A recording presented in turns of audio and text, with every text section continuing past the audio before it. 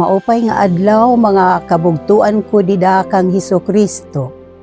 Aadi na kita han ikaruhaan kag duha nga Domingo han katuigan.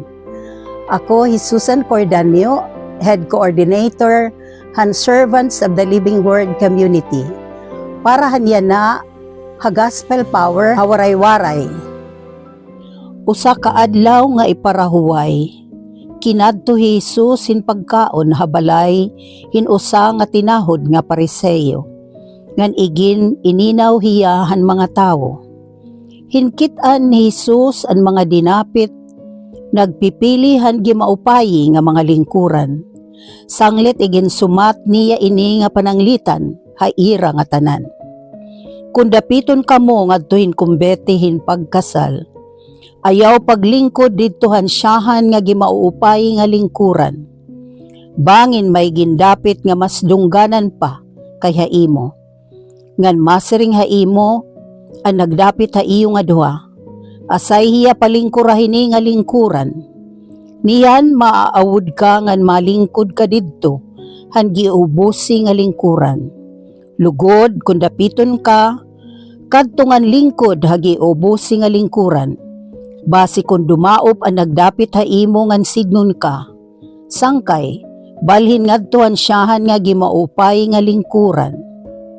Mapapasidunggan kahini haatubangan han nga tanan nga mga dinapit, kay adto nagpapadako han iya kalugaringon pauubson, ngan adto nagpaubos sa iya kalugaringon padadakoon. Ganggin siring ni Jesus ang tagbalay. Kung mananagtaw ka, ayaw asay pagdapita an imo kasangkayan, o imo kabugtuan, o imo kaurupdan, o imo riko nga mga kahigrani, kay bubulson kanirahin pagdapita. Ngan didahini, mababaydan kahin imo ginbuhat.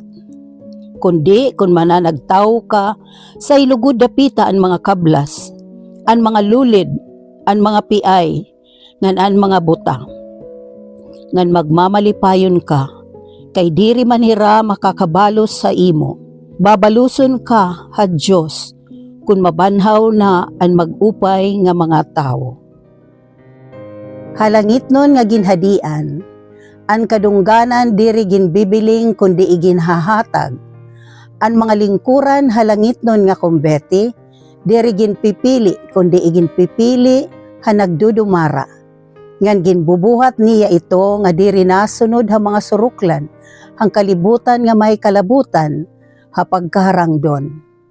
An kinaadman ha mapainubsanon nga pagbutang, han usa pinakaubos nga lingkuran, samtang naguhulat han katungdanan han lingkuran, tikang ha paramangno.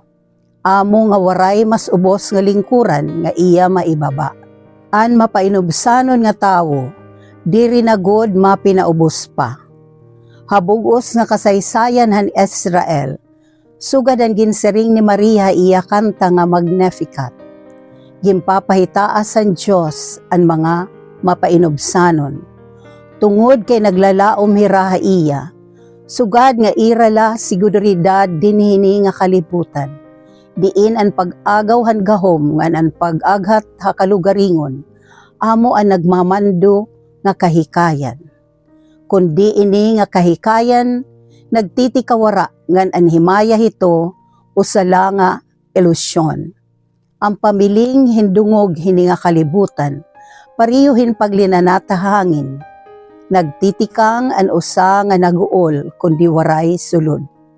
Anhimaya nga dungog kanan Diyosla, nan ginahatag niya ito hawaray bayad ha mga waray madaotan kalibutanon nga ambisyon. Ginoo nga Jesus, tuguti kami nga makita an amon kalugaringon. Sugad han amon tinuod nga pagkatawo.